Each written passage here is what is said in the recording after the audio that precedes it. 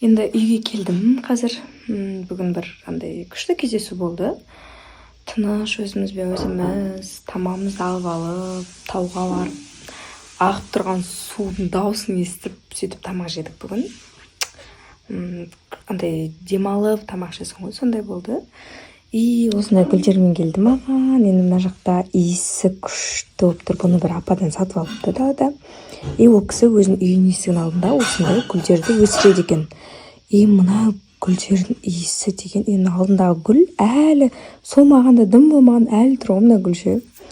Енді шын ниетпен бергені көрініп тұр енді. Иістер күшті тұр.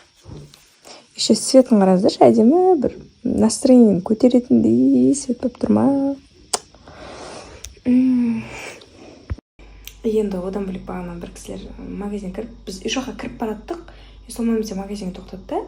И құрт алып жатқан сияқты еді, вроде бы бір жақсы бағана байға үйге дейін заттар әкеліп салған кезінде осы пакетті де беріп жатыр ғой. Потом барып байқап жатырмын да, сендер магазин еще осыны алғансыңдар ма деп.